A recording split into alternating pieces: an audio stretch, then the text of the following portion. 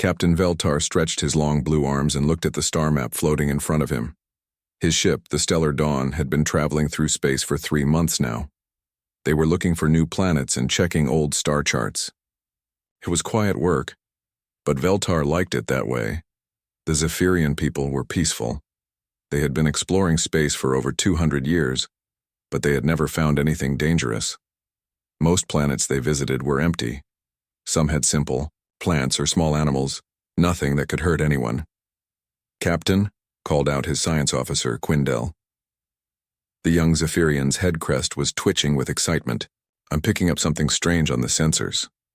Veltar walked over to look at the display. There, floating among the rocks and ice of the asteroid belt, was a ship. But it wasn't like any ship he had ever seen before.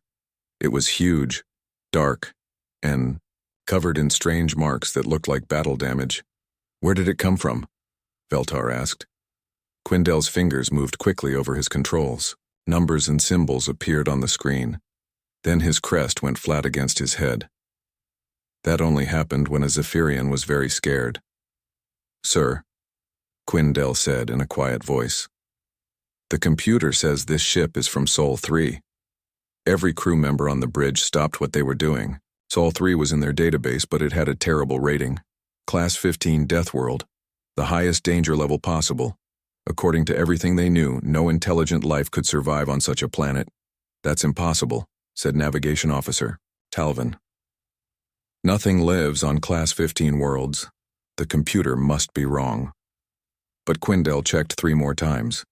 The readings were clear. The ship definitely came from Sol 3, a planet so dangerous that even thinking about it made most species nervous. Veltar stared at the alien vessel. It was at least twice the size of his own ship. The hull was made of some gray metal that looked incredibly thick. Strange rectangular shapes stuck out from its sides. Burns and dents covered the surface, but the ship was still in one piece. "Are there any life signs?" Veltar asked. "No, sir," Quindel replied. "But the ship's power core is still running. It's been drifting here for maybe 50 years. Veltar made his decision. "We're going aboard. Prepare a boarding party." Dr. Kesira, their team's life expert, stood up quickly. "Captain, with respect, that might not be safe. We don't know what kind of creatures built that ship." "The creatures are dead," Veltar said, "and we need to understand what we're looking at. This could change everything we know about life in the galaxy." 2 hours later, Veltar floated through the airlock connecting his ship to the mysterious vessel. He wore a full environment suit even though the alien ship seemed to have breathable air. Behind him came Quindel, Dr. Kesira, and 2 security officers. The inside of the ship was even stranger than the outside. The corridors were wide and tall, built for creatures much larger than Zephyrians. Everything was made of the same gray metal. Strange symbols were painted on the walls in bright colors. Some looked like warning signs, but others seemed to be decorations. "The gravity is too strong," complained Dr. Kesira. "It's making me tired just to walk." Veltar felt it too. The artificial gravity was set much higher than what his people were used to. Whatever built this ship was incredibly strong. They found the first room filled with sleeping pods. Hundreds of them, arranged in neat rows. Each pod was big enough to hold a creature about twice the size of a Zephyrian. Most were empty, but some still had personal belongings inside. Quindel picked up a small rectangular device. "I think this might be some kind of information storage," he said. "Maybe we can learn about these creatures." They moved deeper into the ship. Every room told them something new about the beings who built it. The walls were incredibly thick, as if designed to protect against terrible weapons. The doors were massive and looked like they could stop an explosion. Even the furniture was built to last through disasters. In what looked like a command center, they found more of the small devices. Dr. Kesira connected one to her portable computer. Slowly, words appeared on her screen. The translation software was working. "Personal log," she read out loud. "Day 43 of the journey, Jake Morrison reporting. We're making good time to Proxima Centauri. The kids are getting restless, but Lisa says we should reach the new world in about 6 months." Veltar felt his crest flatten. These creatures have names. They talk like us. Dr. Kassira continued reading. Had to fix the radiation shielding again today. Paul says it's normal wear and tear, but I think we hit more cosmic rays than expected. Good thing we brought extra repair materials. Radiation shielding? Quindell whispered. They travel through cosmic radiation? The next log entry made things even more confusing. Lisa Carter here. Day 51. We had some excitement today when we passed through that meteor field. 3 big rocks hit the hull, but no major damage. The kids thought it was fun to feel the ship shake. Commander Hayes says this kind of thing is just part of space travel. Veltar looked around the command center with new eyes. These beings didn't just survive on a Class 15 Deathworld. They thought traveling through meteor fields was normal.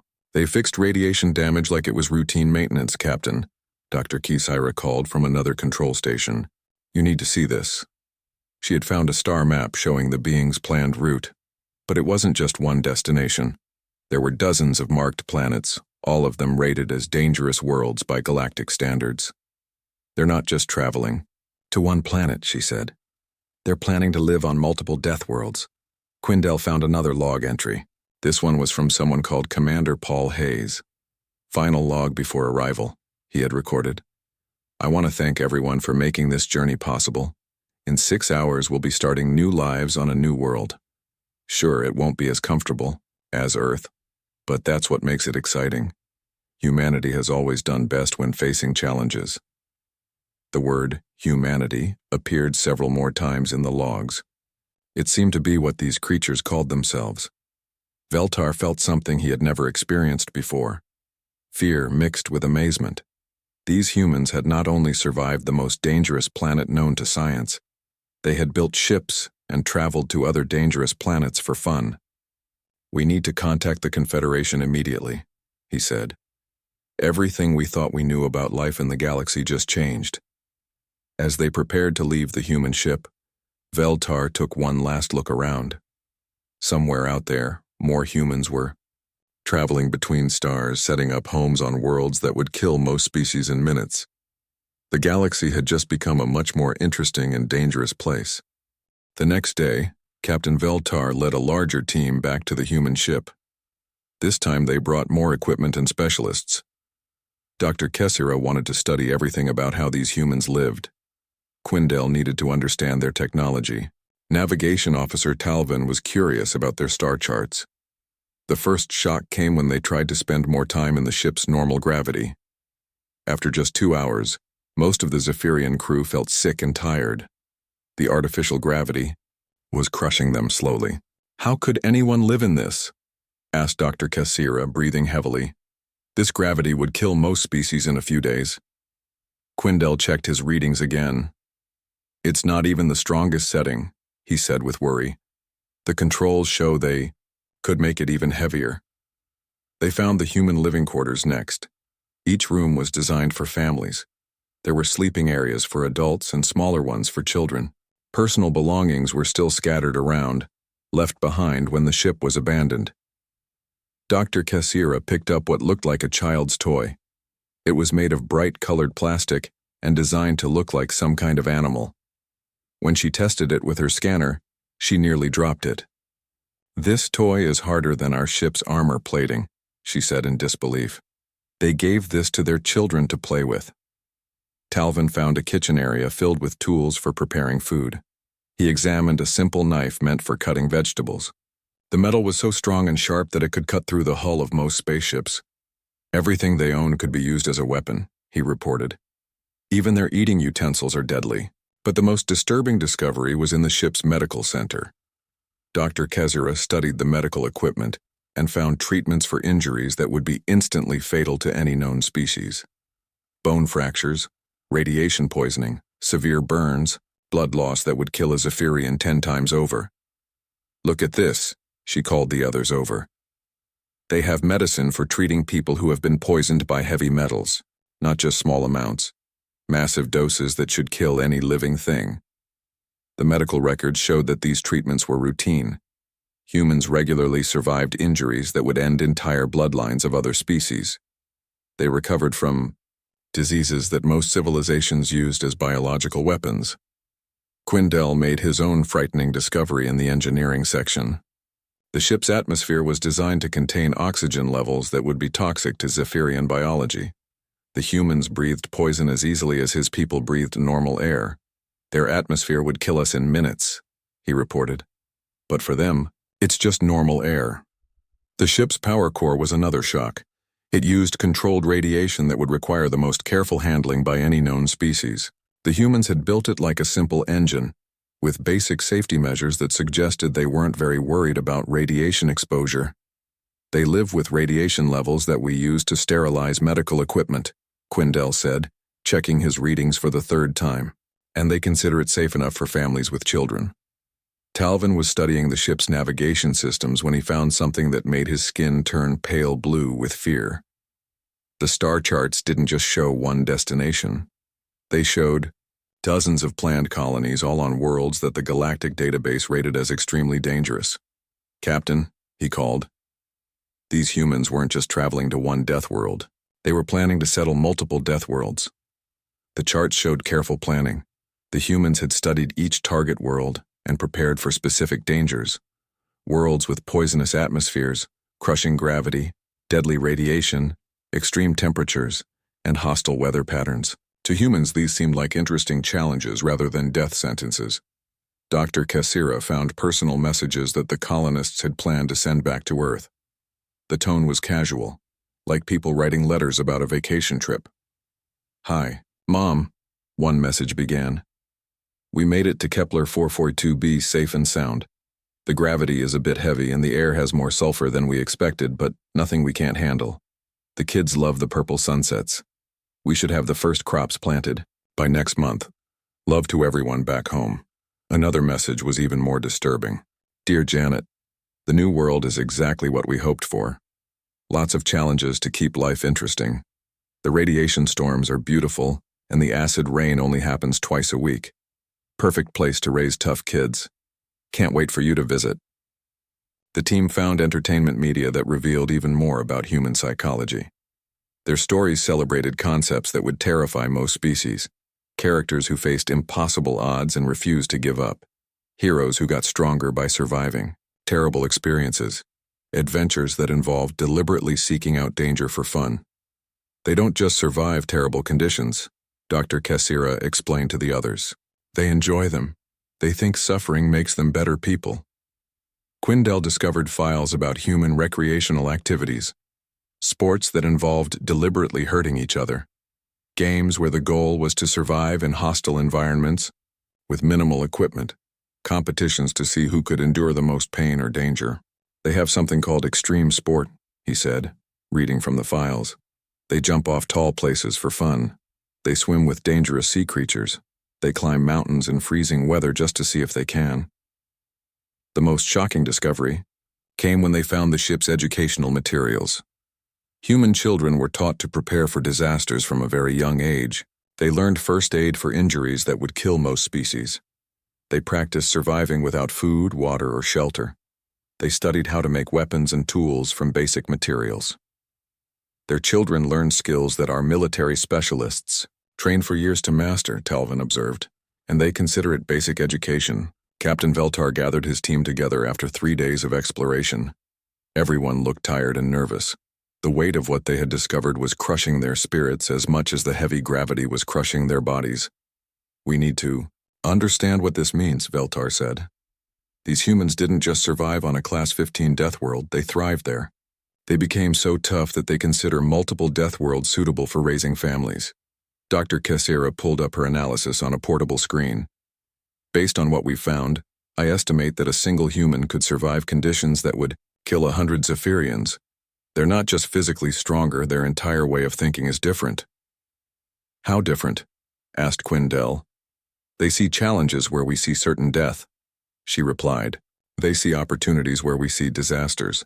They see adventures where we see nightmares." Talvin looked worried. If they're still alive out there, if they're still building colonies on death worlds, then they might be spreading across the galaxy right now. Captain Veltar made his decision. "We're returning to Confederation space immediately. The High Command needs to know about this. The entire galaxy needs to know that we're not alone anymore." As they prepared to leave the human ship, each crew member took one last look around. They had come expecting to find the remains of a failed species. Instead, they had discovered evidence of beings so adapted to survival that their everyday life would be considered impossible by the rest of the galaxy. The universe had just become much more crowded and much more dangerous. Captain Veltar stood in the communication room of his ship, watching the holographic face of Admiral Corthes appear before him. The Admiral's normally calm expression changed to shock as Veltar explained what they had found. "You're certain about this?" Admiral Corthes asked. "A ship from Sol 3 with evidence of living intelligent beings?" "Yes, sir," Veltar replied. "We have physical proof. Personal logs, star charts, and technology that confirms they not only exist, but are actively colonizing other worlds." The Admiral's head crest flattened completely. "I'm declaring a Level 1 emergency alert. All Confederation fleets are to be notified immediately. We're sending a full research team to your location." Within 6 hours, 12 Confederation ships arrived at Veltar's position. Scientists, military experts, and diplomats from 7 different species came aboard the human vessel. What they found left everyone speechless. Admiral Corthes himself led the military analysis team. He examined the human ship's defensive systems with growing alarm. What humans called basic safety equipment was more advanced than the best military technology most Confederation species possessed. "Look at this hull plating," he said to his weapons expert. "It's designed to stop impacts that would destroy our strongest battleships. And they use this for a civilian colony transport." The weapons expert, a Carrion named Dalek, ran more tests.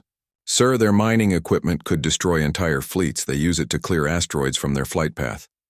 "Mining equipment?" Admiral Corthes asked. "Yes, sir. According to their files, these weapons are for breaking up rocks and clearing space debris. But the energy output could vaporize our largest warships." Dr. Nira Vel, a language specialist from the Velnathi species, was working on translating more human documents. What she found made her scales change color with fear. "Admiral," she called, "you need to see their history files." She displayed her translation on the main screen. It showed the story of human development on Earth. The other species gathered around to read, and many stepped back in horror.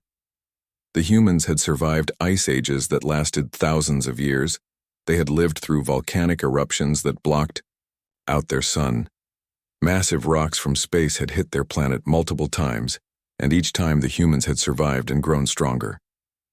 "This is impossible," whispered Dr. Cassira. "No species survives one planetary disaster, let alone dozens." But the history file showed that humans had faced even worse challenges. They had survived diseases that killed millions of their own kind. They had endured wars that destroyed entire civilizations. They had faced starvation, natural disasters, and climate changes that should have ended their species dozens of times. Every time their world tried to kill them, they adapted, Dr. Nira Vel explained. They didn't just survive. They used each disaster to become tougher and smarter. Admiral Corthes studied the human military history with particular interest. He found records of conflicts between different human groups that involved weapons and tactics more advanced than anything the Confederation had ever developed. They fought wars against each other, he said in amazement. Wars that would have destroyed any other species completely, but they kept getting stronger. The most disturbing part was learning about human philosophy. Dr. Nira Vel found thousands of human sayings and beliefs that celebrated survival and overcoming challenges. "What doesn't kill you makes you stronger," she read. "When the going gets tough, the tough get going. Never give up, never surrender." These weren't just words to humans. Their entire culture was built around the idea that difficulty and pain were good things that made people better. "They don't fear challenges," Dr. Nira Vel explained. "They seek them out. They believe that easy lives make weak people." Dalek, the Carrion weapons expert, made another frightening discovery. He found human recreational activities that involved deliberately putting themselves in danger. They have something called rock climbing, he said. They climb up tall cliffs with only ropes to catch them if they fall, for fun. And something called deep sea diving, added Dr. Cassira. They go to the bottom of their oceans where the pressure would crush any normal being. They think it's exciting. The research team found hundreds of similar activities. Humans jumped out of flying vehicles with only cloth to slow their fall. They raced vehicles at speeds that would be instantly fatal if they crashed. They swam in waters filled with predators that could kill them easily. It's not just that they can survive dangerous conditions, Admiral Corthes realized. They actively look for dangerous conditions because they enjoy them. The team discovered that humans had a concept called extreme sports, where the goal was to find the most dangerous possible activity and do it for entertainment. They competed to see who could endure the most risk and still survive. They have contests to see who can stay in freezing water the longest, Dalek reported. Who can hold their breath underwater until they almost die? Who can run the farthest in desert heat? Dr. Nira Vell found human entertainment media that revealed even more about their psychology. Their stories always featured characters who faced impossible odds and refused to quit. Their heroes were people who got stronger by suffering. They tell stories to their children about characters who fight monsters, she said, not to warn them about danger, but to teach them that monsters can be defeated. The military implications became clear as the research continued. Human civilians were trained from childhood to handle situations that would require specialized military units for other species. Their basic education included survival training that most Confederation soldiers never received. A human child knows more about emergency medicine than our best military medics, Admiral Corthes observed. They learn to treat injuries that we would consider instantly fatal. The research team also discovered human space exploration history. Humans had been sending individuals into space for decades before they developed safe spacecraft. They volunteered to ride on top of controlled explosions knowing that many would die in the attempt. They knew the risks, Dr. Nira Vell said, reading the historical records. Many of their early space travelers died, but others kept volunteering anyway. Why? Asked Dr. Kessira. Because they wanted to explore, they were willing to die for the chance to see something new. The most shocking discovery came when they found current human space activity. The abandoned colony ship wasn't unusual. It was one of hundreds that humans had launched toward different star systems. They're not just planning to colonize a few worlds, Talvin reported from the navigation station. They're spreading across the entire galaxy, and they're choosing the most dangerous planets they can find. Admiral Corthes gathered all the research teams together. Representatives from every major Confederation species listened as he explained what they had learned. We are facing a species that considers our worst nightmares to be recreational activities, he said. They have technology that surpasses our military capabilities, and they developed it for civilian use. What do we do? Asked a Zephyrian diplomat. We prepare for first contact, Admiral Corthes replied. Because whether we want to or not, we're going to meet them eventually. They're spreading through the galaxy, and they're coming this way. The Confederation faced a decision that would change everything. They could try to hide from the humans, fight them, or attempt to make peace with beings who defined impossible. Send word to all Confederation worlds, Admiral Corthes ordered. Everything we thought we knew about life in the galaxy has changed. We are no longer alone, and we are no longer the strongest species out here. As the news spread through Confederation, space, entire civilizations began preparing for a future they had never imagined. Somewhere out there, humans were building colonies on Deathworlds and spreading between the stars, completely unaware that they had just become the most feared species in the galaxy. The Great Assembly Hall on Confederation Prime had never seen anything like this emergency meeting. Representatives from 43 different species filled the massive chamber. Some floated in special atmosphere tanks. Others needed gravity, adjusters, or temperature controls. But they all shared the same expression of worry and fear. Diplomat Prime Cell Andra called the meeting to order. Her voice echoed through translation devices that converted her words into dozens of different languages. We are here to decide the fate of our civilization, she announced. The discovery of humans changes everything we know about life in the galaxy. Admiral Corthes stood to present his military analysis. Behind him, holographic displays showed images from the human ship and data about their capabilities. Based on our research, humans represent the greatest threat our civilization has ever faced, he began. Their basic civilian technology exceeds our best military equipment. Their mining tools could destroy our fleets. Their colony ships are more heavily armored than our battleships. Murmurs of fear rippled through the assembly. The Carrion representative, a logical being named Dalek, raised his hand to speak. "But, have we found any evidence that they are hostile?" he asked. "Their ship contained no weapons aimed at other species. Their colonies target uninhabited worlds. That doesn't mean they're peaceful," argued General Texanar of the Rigelian Defense Force. "A species that strong doesn't need to be openly hostile to be dangerous. They could destroy us by accident." The debate that followed lasted for hours. 3 main groups emerged with different ideas about how to handle the human situation. The military faction wanted immediate action. General Texanar led this group, arguing that humans needed to be stopped before they could spread further. "We should gather all our fleets and attack them now," he said, "before they become too strong to defeat." "Attack them with what?" Admiral Corthes replied. "Our analysis shows that human civilian equipment is stronger than our military technology. A direct attack would be suicide." The Isolation faction wanted to avoid humans completely. They were led by Ambassador Kilren of the Peaceful Worlds Alliance. "We should abandon all systems near human space," she suggested. "Build barriers to keep them away from our worlds. Maybe they'll never find us." "Impossible," said Navigation expert Talvin, who had studied the human star charts. "They're spreading in all directions. They'll reach Confederation space eventually, whether we want them to or not." The third group, led by Dalek, wanted to attempt peaceful contact. They argued that humans might not be as dangerous as everyone feared. "Consider this," Dalek said, standing to address the assembly. "Humans could have built weapons to destroy entire star systems. Their technology is advanced enough. But they didn't. They built colony ships instead." Dr. Kassira, who had spent weeks studying human culture, supported Dalek's position. "Humans form strong emotional bonds," she explained. "They show loyalty to their groups. They create art and music. They tell stories about heroes who protect others. These are not the behaviors of a purely destructive species." "But they're still impossibly dangerous," General Texanar insisted. "Even if they don't mean to hurt us, they could wipe us out without trying." Diplomat Prime Salandra called for detailed presentations from the research teams. Each species that had studied the human ship shared their findings. The Velnathi art. Experts had analyzed human creative works.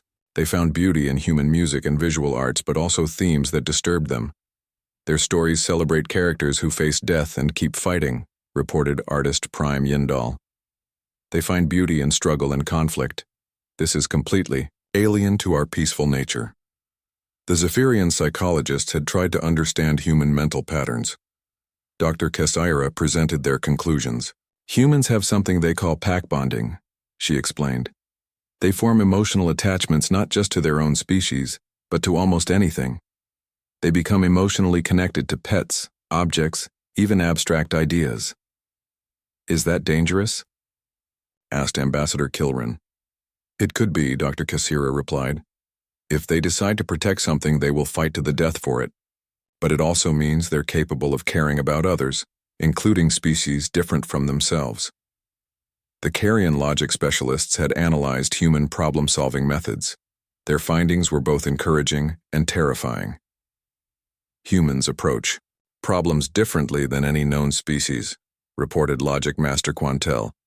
"When faced with an impossible situation, most species accept defeat. Humans look for creative solutions, often involving high risk." "Give us an example," Dalek requested. "Indi. Their history. When faced with global ice ages, most species would have died. Humans learned to use fire, build shelters, and hunt larger prey. They turned disasters into opportunities." The economic specialists had studied human trade and resource management. Their conclusions added another layer of complexity to the situation. "Humans value things differently than we do," explained trade analyst Mordex. "They prize rare and difficult-to-obtain items. They trade in concepts like honor and reputation, not just physical goods."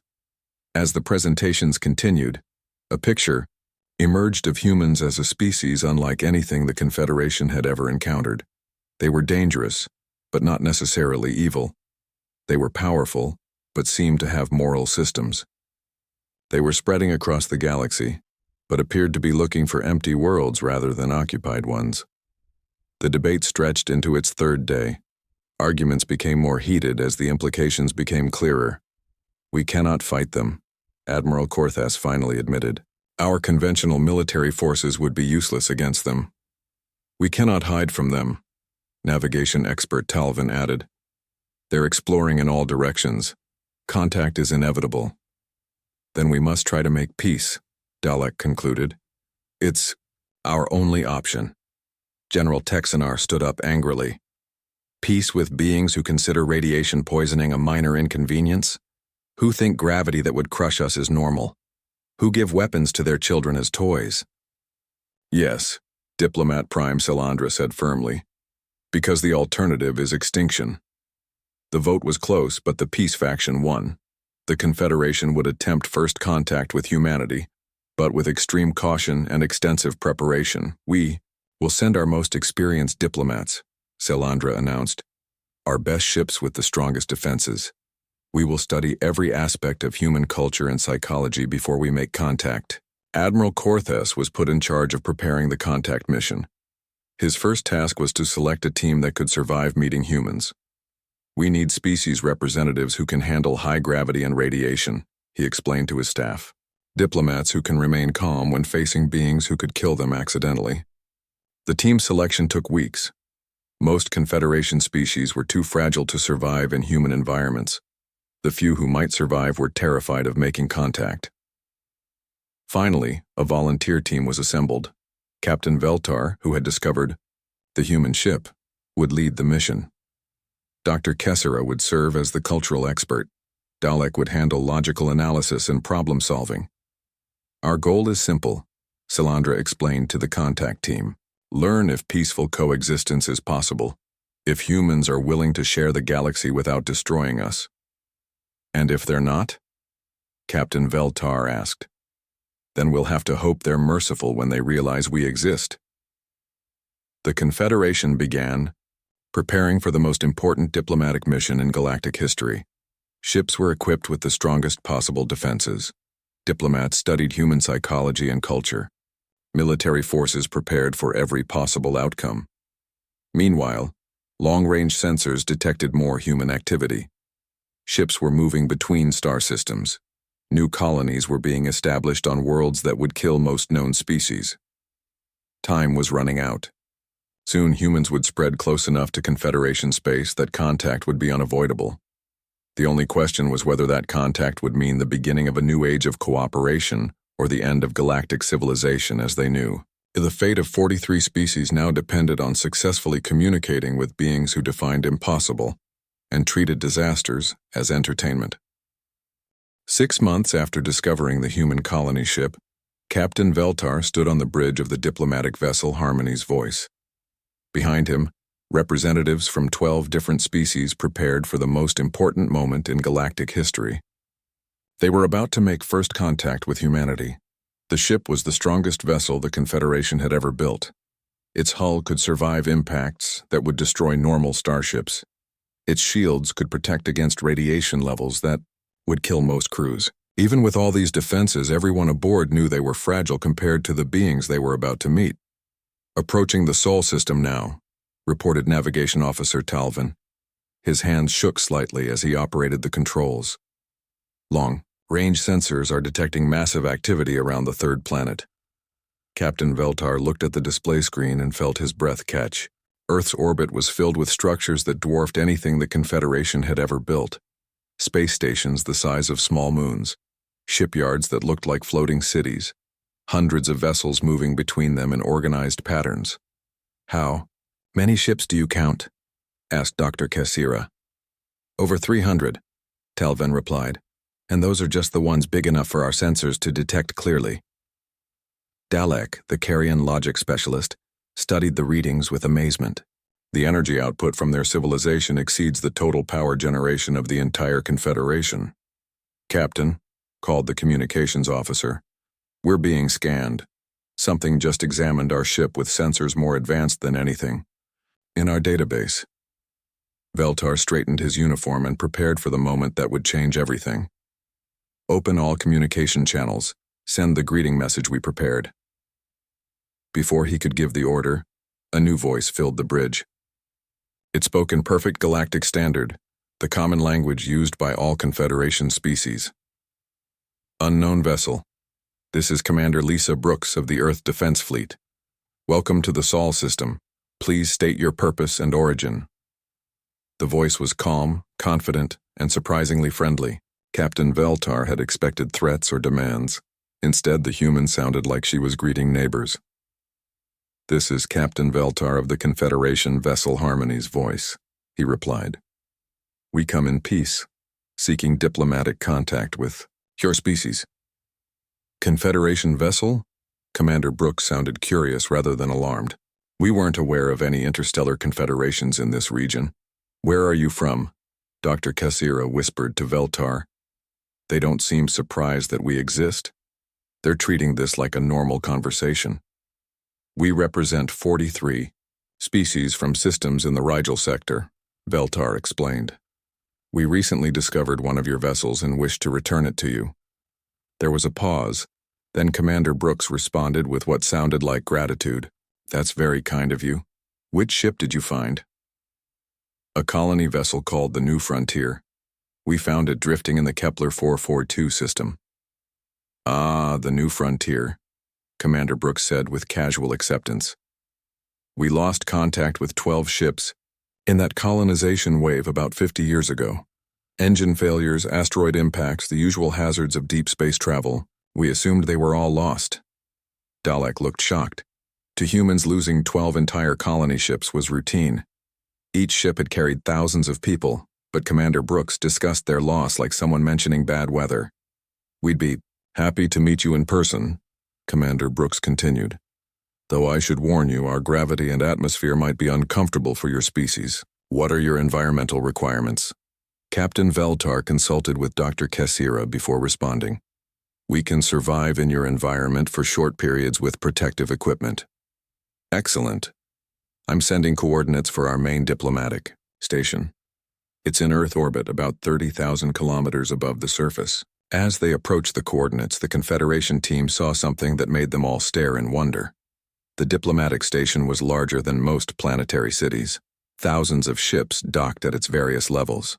Lights twinkled from millions of windows where humans lived and worked in space. How many people live on that station? Asked Dr. Kassira. Talvin checked his sensors. Approximately 2 million humans. 2 million people living in space voluntarily, Dalek observed. They've made their homes in an environment that would kill most species in minutes. The docking procedure was surprisingly smooth. Human technology guided their ship to a berth, designed for alien vessels. Automated systems adjusted the docking port to match their ship's specifications. Captain Veltar led a small team through the airlock, wearing full environmental suits. On the other side, they met Commander Lisa Brooks in person. She was exactly what they had expected and nothing like they had feared. Tall, strong-looking, but smiling warmly. She wore a simple uniform and moved with casual confidence in the heavy gravity that was crushing the Confederation team. Welcome to Harmony Station, she said, extending her hand in what Dr. Kassira recognized as a human greeting gesture. I hope the gravity isn't too uncomfortable. We can move to a low-gravity section if you prefer. We can manage for a short time, Captain Veltar replied, though he was already feeling tired. Commander Brooks led them through corridors filled with humans going about their daily lives. Children played games that would have been considered military training by Confederation standards. Adults worked with tools and machines that could level cities. Everyone seemed relaxed and happy. I'm curious about your Confederation, Commander, Brooks said as they walked. 43 different species working together sounds fascinating. How do you handle the different environmental needs? Dr. Kassira explained how most Confederation species had similar requirements. Moderate gravity, mild temperatures, peaceful environments. Commander Brooks listened with genuine interest. That makes sense, she said. Most of the worlds we've surveyed would be perfect for species like yours. Very stable, very safe. You've Surveyed worlds suitable for other species? Dalek asked. Of course. We always catalog planetary data for potential trade partners or allies, though we tend to prefer the more challenging worlds for our own colonies. They reached a conference room with large windows showing Earth below. The planet looked beautiful but deadly. Swirling storms, volcanic activity, and radiation levels that would sterilize most worlds. Your homeworld is remarkably active, Captain, Veltar observed. Commander Brooks looked out at Earth with obvious affection. She keeps us on our toes. We had a magnitude 8.2 earthquake in Japan yesterday, but everyone's fine. Good building codes and disaster preparedness, you know. The casual way she mentioned a disaster that would destroy most civilizations made the entire Confederation team nervous. Commander Brooks, Dr. Kessira asked carefully, are you aware that your species is considered extremely dangerous by galactic standards? Commander Brooks looked surprised. Dangerous? We're actually pretty peaceful compared to our own history. We haven't had a major war in over 60 years. It's not your intentions we're worried about, Dalek explained. It's your capabilities. Your civilian technology exceeds our military equipment. Really? Commander Brooks seemed genuinely puzzled. I suppose different species develop differently based on their environments. Earth has always been a bit rough, so we had to build things to last. The conversation continued for hours. Commander, Brooks answered every question with patience and friendliness. She seemed delighted to learn about other species and eager to establish peaceful relations. We'd love to set up trade agreements, she said. Cultural exchanges, scientific cooperation, maybe even tourism for the more adventurous members of your species. Tourism? Captain Veltar asked. Sure. We have some beautiful low-gravity worlds that would be perfect for Confederation visitors, and our extreme sports programs are always looking for new challenges. As the meeting ended, Captain Veltar realized something remarkable had happened. First contact hadn't resulted in war or disaster. Instead, they had met a species that was incredibly powerful but genuinely friendly. We'll need to discuss this with our leadership, he told Commander Brooks. But I believe this could be the beginning of a beneficial relationship. I hope so, she replied. The galaxy's a big place. It's nice to know we're not alone out here. As Harmony's voice departed Earth orbit, the Confederation team processed what they had learned. Humans were everything they had feared, and nothing like they had expected. Deadly but not malicious, powerful but not aggressive, different but not hostile. They're going to change everything, Dr. Kessira said as Earth shrank behind them. Yes, Captain Veltar agreed. But maybe that's not such a bad thing. The galaxy had just become a much more interesting place to live.